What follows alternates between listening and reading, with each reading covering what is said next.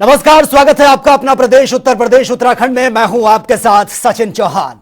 उत्तर प्रदेश निकाय चुनाव को लेकर बड़ी खबर सामने आई है। यूपी निकाय चुनाव को सुप्रीम कोर्ट से हरी झंडी मिल गई है। सुप्रीम कोर्ट ने ओबीसी आरक्षण के साथ निकाय चुनाव कराने की परमिशन दे दी है और सुप्रीम कोर्ट ने ओबीसी आयोग की रिपोर्ट को स्वीकार कर लिया है। वहीं सुप्रीम कोर्ट ने यूपी सरकार को निकाय चुनाव का नोटिफिकेशन जारी करने की परमिशन दे दी है। वहीं यूपी सरकार ने कहा कि अगर कोर्ट इजाजत देता है तो वो 2 दिन के भीतर चुनाव का नोटिफिकेशन जारी कर सकते हैं। सॉलिसिटर जनरल तुषार मेहता ने कहा कि 28 दिसंबर 2022 को ओबीसी आयोग का गठन किया गया था और इस मामले को लेकर 7 मार्च 2023 को आयोग ने अपनी रिपोर्ट दी थी।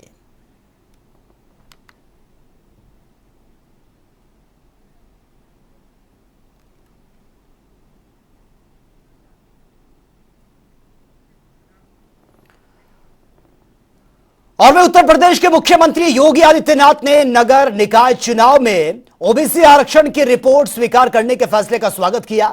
उन्होंने कहा कि विधि सम्मत तरीके से आरक्षण के नियमों का पालन करते हुए उत्तर प्रदेश सरकार समयबद्ध ढंग से नगरीय निकाय चुनाव कराने हेतु प्रतिबद्ध है। मुख्यमंत्री ने ट्वीट कर कहा है कि उच्चतम न्यायालय ने अन्य पिछड़ा वर्ग आयोग की रिपोर्ट स्वीकार कर ली है। अन्य पिछड़ा वर्ग आरक्षण के साथ नगरीय निकाय चुनाव कराने का यह आदेश स्वागत योग्य है।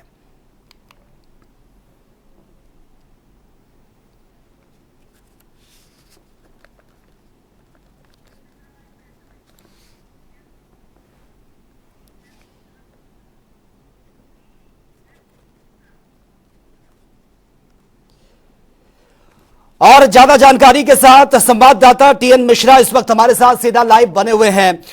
टीएन मिश्रा, निकाय चुनाव का रास्ता जो है वो अब साफ हो चुका है। सुप्रीम कोर्ट ने इस पर सुनवाई की है। ओबीसी आयोग की जो रिपोर्ट है उसको स्वीकार कर लिया गया है।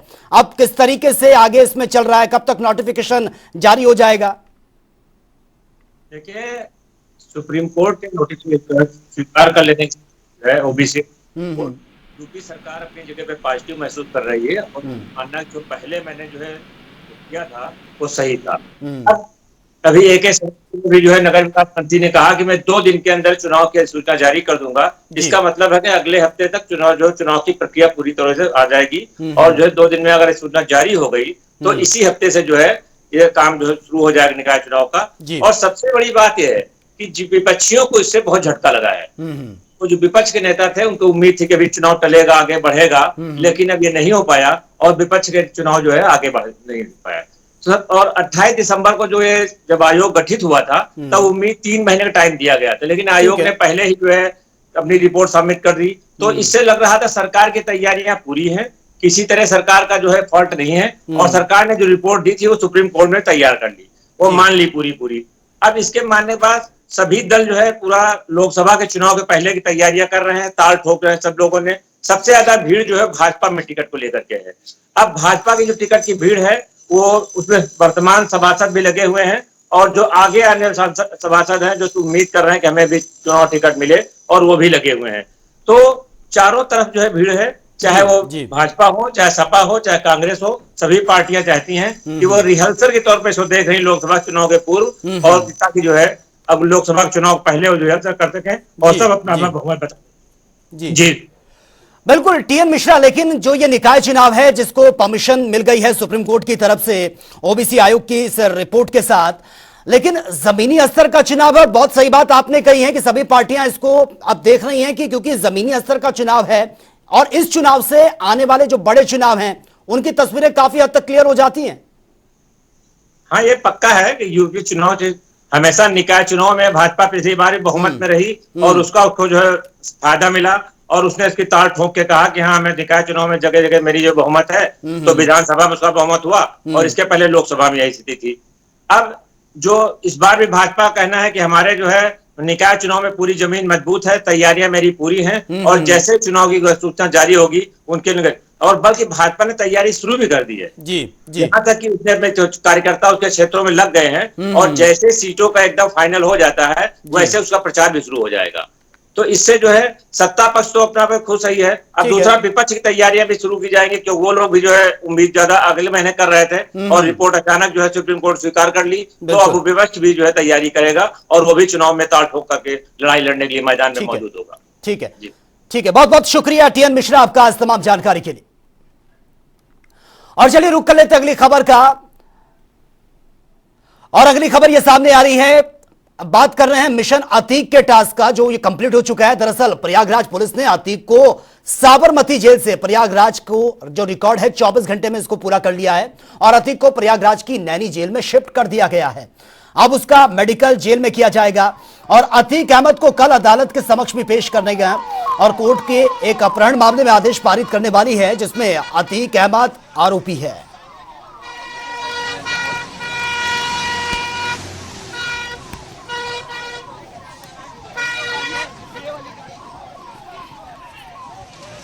कहा गया है कि उमेश पाल का अपहरण किया गया था और उस उमेश पाल ने राजू पाल हत्याकांड में अपना सशपथ बयान दे दिया। उनके अभिवक्तागण हैं, अभिवक्तागण को पेशी के लिए उसके बाद न्यायालय कोई व्यक्तिगत स्थान तो है नहीं, उनके जो अभिवक्तागण हैं वो उपस्थित होंगे। क्या लगता है कि क्या सजा सुनाई जा सकती है? मैं अभी इस तरह निर्णय के बारे में कोई बात करना एकदम से जल्दबाजी होने के साथ साथ उचित और संगत नहीं है, क्योंकि वो अभी न्यायाधीश महोदय द्वारा जब सुनाया जाएगा तभी बताया जा सकता है। तो आज ये दिन भर की तस्वीरें आप देखिए, जिस तरह से अतीक अहमद को लाया गया कड़ी सुरक्षा के बीच और पूरी तरीके से मीडिया ने भी इसको कवरेज किया है और अंदेशा यही जताया जा रहा था कि हो सकता है कि कहीं बीच में ही रास्ता साफ ना हो जाए, बीच में ही कुछ ऐसी घटना ना घट जाए कि इसको फिर एनकाउंटर कहें या फिर गाड़ी पलट जाना कहें, क्योंकि बीच में कुछ ऐसी तस्वीर भी सामने आई थी जहां पर एक गाय दौड़ती भी आती है, गाड़ी से टकराती है और बाल बाल बच जाते हैं अतीक। लेकिन अतीक की जो फैमिली मेंबर्स हैं, खासतौर से उनकी बहनों की अगर बात की जाए, तो वो भी इस गाड़ी को फॉलो कर रहे थे और लगभग 1300 किलोमीटर के आसपास का यह पूरा सफर था और कल से ही कड़ी सुरक्षा के बीच जो अतीक अहमद है उसकी गाड़ी में उसको लेकर लाया जा रहा था। बीच बीच में स्टॉपेज भी बनाए गए थे, खाने पीने को लेकर कोई भी ऐसी जानकारी लीक ना हो। पुलिस बहुत मुस्तैदी के साथ खड़ी हुई थी, बहुत सुरक्षा के साथ खड़ी हुई थी और किसी को कोई भनक तक ना लगे। पूरी कोशिश यही की जा रही थी कि मीडिया को भी दूर रखा जाए, उसकी जो चीजें हैं कि वो क्या खा रहा है, वो कहां रुक रहा है, किस गाड़ी में है, कोई जानकारी लीक ना हो।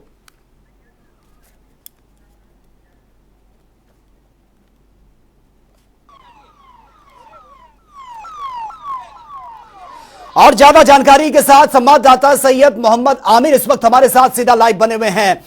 मोहम्मद आमिर, जिस तरह से आज पूरा घटनाक्रम हमने देखा, जिस तरह से अतीक अहमद को लाया गया कड़ी सुरक्षा के बीच और डर यही था खासतौर से जो अतीक अहमद के चाहने वाले थे, जो उसके फॉलोवर्स थे, उसके फैमिली मेंबर्स, कि कहीं कोई बड़ी घटना ना घट जाए, गाड़ी ना पलट जाए, एनकाउंटर ना हो जाए, क्योंकि अक्सर यही होता है। लेकिन एक गाय जरूर टकराई, गाय की मौत हो गई और वो बाल बाल बच गया अतीक। अब आगे किस तरीके की कार्रवाई चल रही है?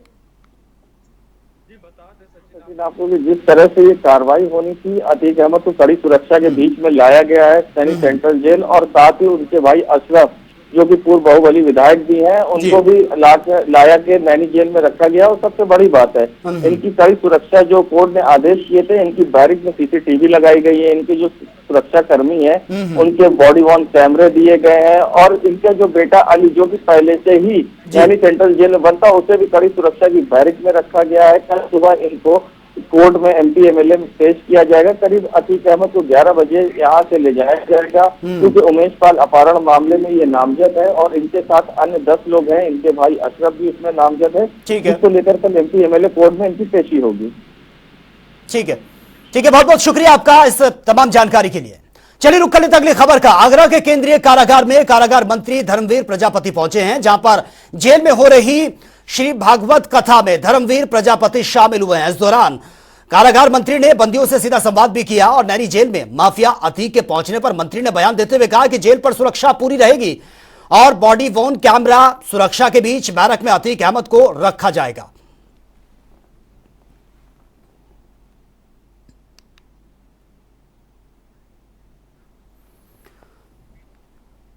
और माफिया डॉन अतीक अहमद को गुजरात की साबरमती जेल से प्रयागराज लाया जा चुका है।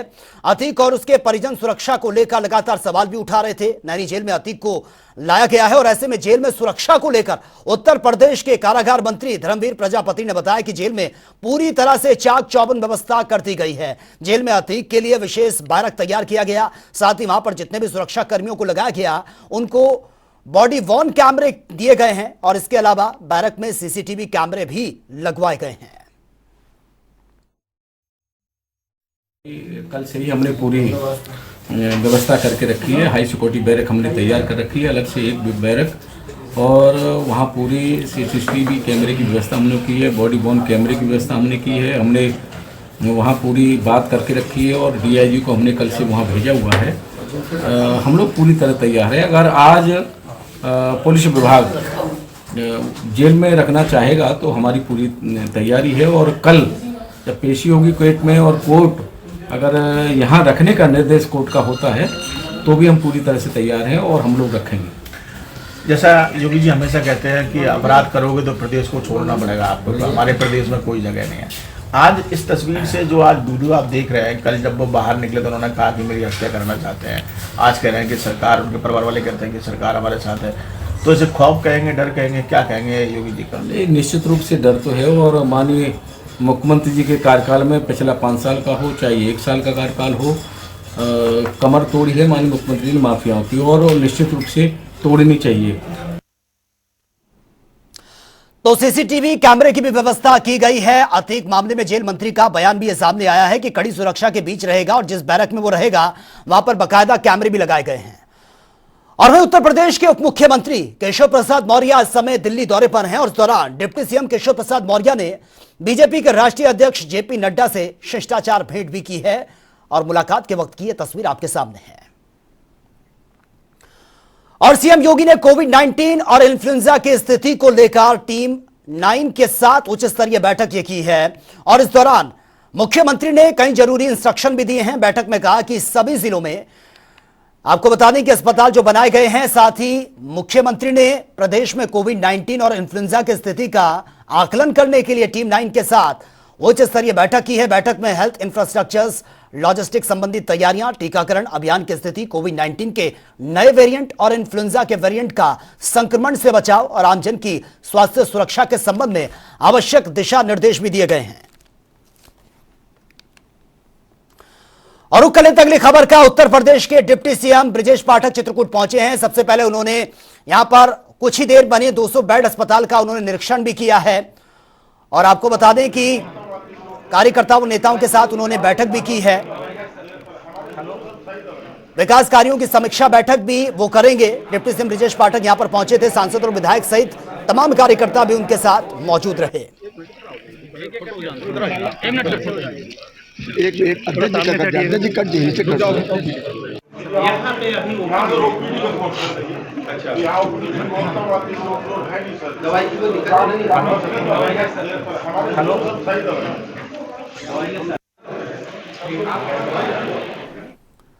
और चलिए रुक लेते अगली खबर का। राहुल गांधी की लोकसभा सदस्यता निरस्त करने के विरोध में लगातार प्रदर्शन ये हो रहा है। तस्वीरें भी हम आपको दिखा रहे हैं। मोदी योगी मुर्दाबाद के नारे ये लगाए जा रहे हैं। कांग्रेस के तमाम कार्यकर्ता सड़कों पर उतरकर प्रदर्शन कर रहे हैं और भले ही सत्याग्रह इसको नाम दिया गया, लेकिन अब यह प्रदर्शन जो है वो उग्र होता जा रहा है और जमकर नारेबाजी ये हो रही है। सरकार के खिलाफ नारेबाजी हो रही है। राहुल की सदस्यता रद्द होने के बाद न सिर्फ उत्तर प्रदेश बल्कि तमाम राज्यों से ऐसी तस्वीरें सामने आ रही है। हालांकि इसको नाम भले ही सत्याग्रह दिया गया है, लेकिन जो तस्वीरें हैं वो अब पुलिस के साथ तीखी नोकझोंक कार्यकर्ताओं की, पुलिस इनको हिरासत में ले रही है और यहां पर जमकर नारेबाजी हो रही है। केंद्र सरकार, राज्य सरकार के खिलाफ जमकर नारेबाजी। कांग्रेस के तमाम कार्यकर्ता सड़कों पर उतरकर यह प्रदर्शन कर रहे हैं और तस्वीरें आपके सामने हैं। हालांकि पुलिस यहां पर पहुंची थी इनको हिरासत में लेने के लिए। इनको पहले समझाने की कोशिश की गई लेकिन स्थिति नहीं संभली और उसके बाद इनको हिरासत में लिया गया। और वहीं बीते कई दिनों से अमृतपाल को पंजाब पुलिस पकड़ने में व्यस्त है। अब पंजाब पुलिस को अमृतपाल के नेपाल भागने की खबर मिली है और इसी को लेकर लखीमपुर खीरी पुलिस अधीक्षक ने एसएसबी अधिकारियों के साथ इंडो नेपाल बॉर्डर के साथ सीमांत क्षेत्रों में संयुक्त पैदल गश्त को बढ़ा दिया है और इस गश्त के दौरान बॉर्डर क्षेत्र के रास्तों पर भ्रमणकार प्रभावी योजना बनाकर नियमित रूप से सघन चेकिंग अभियान भी चलाया जा रहा है। और 69,000 सहायक शिक्षक भर्ती का मामला फिलहाल ये थमता हुआ नजर नहीं आ रहा है। 13 मार्च को कोर्ट से फैसला आने के बाद अब अभ्यर्थी सहमत नहीं हुए हैं और लगातार धरना प्रदर्शन कर रहे हैं। इस दौरान ओबीसी और दलित वर्ग के सैकड़ों अभ्यर्थियों ने शिक्षा मंत्री के आवास का घेराव किया, जिसके बाद अभ्यर्थियों के 5 लोगों के डेलीगेशन को मंत्री संदीप सिंह ने बातचीत करने के लिए आवास के अंदर बुलाया और करीब आधे घंटे चली बातचीत के बाद निकले अभ्यर्थियों का कहना है कि शिक्षा मंत्री संदीप सिंह ने 20 दिनों का टाइम उनसे मांगा है। 69,000 शिक्षक भर्ती के मामले में लगातार जो अभ्यर्थी हैं वो प्रदर्शन कर रहे हैं। कभी किसी मंत्री का आवास घेरते हैं तो आज भी ये आप देखेंगे तस्वीरों में ये सब लोग शिक्षा मंत्री के घर पर धरना देने पहुंचे थे, क्योंकि 13 मार्च को कोर्ट का आदेश आया। उसके बाद से लगातार इनकी मांग थी कि जो लिस्ट रिवाइज कराई जानी है उसको जल्द से जल्द रिवाइज किया जाए।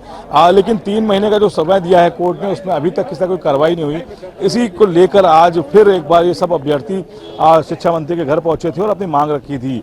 फिलहाल 5 लोगों के डेलीगेशन मंत्री से मिलकर भी आया और उन्होंने आश्वासन दिया है कि 20 दिन के अंदर इस पूरी लिस्ट को रिवाइज किया जाएगा, यानी कि सरकार ने जो वादे किए हैं या जो कोर्ट में हलफनामा लगाया उसको जल्द से जल्द पूरा किया जाएगा। लेकिन ये तस्वीरें आप देखेंगे कि ये सभी लोग आज एक बार फिर बड़ी तादाद में यहाँ पर पहुंचे थे। पुलिस को काफ़ी मशक्कत करनी पड़ी इनको मंत्री आवास से हटाने की। अभी इसके बाद से लगातार इनको यहाँ पर गाड़ियों से बैठाकर अम्बेडकर उद्यान यानी कि जो धरना स्थल है वहाँ भेजा जा रहा है। लेकिन अभ्यर्थियों को कहना है कि अब 20 दिन तक फिर इंतजार करेंगे, जिस तरह से आश्वासन दिया गया उसके बाद नई रणनीति पर फिर काम होगा। कैमरा पर्सन रियाज के साथ तखर की जनता टीवी लखनऊ। और रामनगर में 28 मार्च से 30 मार्च तक G20 समिट की तैयारियां चल रही हैं। इस बीच मुख्यमंत्री पुष्कर सिंह धामी आज कालिका मार्ग स्थित माताजी के मंदिर में पहुंचे हैं। पूजा अर्चना उन्होंने की है और राज्य की खुशहाली के लिए भगवान से प्रार्थना भी की है।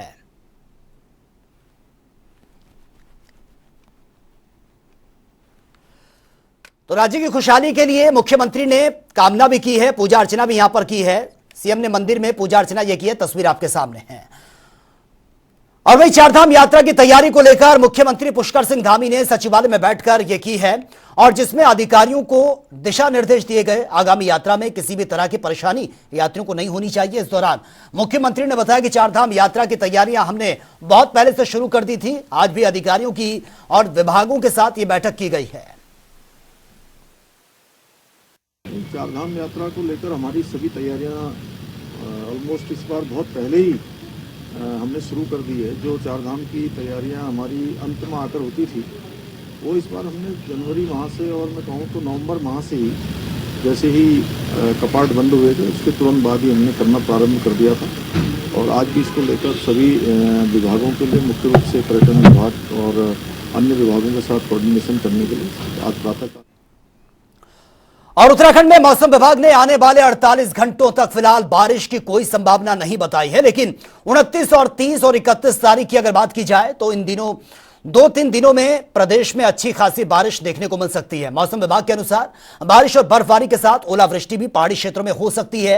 हालांकि मैदानी क्षेत्रों में भी बारिश और ओलावृष्टि की संभावना 29, 30 और 31 को हो सकती है। मौसम विभाग के निदेशक विक्रम सिंह ने कहा कि पिछले दिनों प्रदेश में बारिश की कमी जरूर देखी गई थी, लेकिन आने वाले दिनों में प्रदेश अच्छी खासी बारिश का इसमें अनुमान है। मौसम साफ ही है, करीब जो आप देख ही रहे हैं आज भी धूप निकली है। और तो 27-28 को ये है कि आफ्टरनून में थोड़े बहुत डेवलपमेंट, अब जैसे तापमान आप देख ही रहे हैं कि जो है धीरे धीरे ज़्यादा है और हायर टेम्परेचर होने से जो उच्च हिमालयी क्षेत्र है उसमें थोड़ा शाम के टाइम आप देखेंगे तो डेवलपमेंट हो जाते हैं।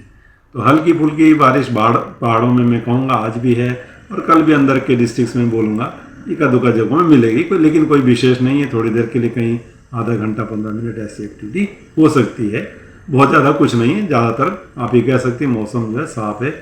अभी 3 दिन की अगर बात करें 27, 28 और 29 तक जो है, लेकिन जब आप 30 तारीख में जाएंगे तो जो एक्टिविटी वो थोड़ा बढ़ेगी। तो 30 की शाम रात से जो है आप देखेंगे कि प्रदेश में जो है खासकर गढ़वाल रीजन है या अंदर के हमारे डिस्ट्रिक्ट्स हैं तो उनमें या इसी तरह प्लेन्स वाले भी डिस्ट्रिक्ट है तो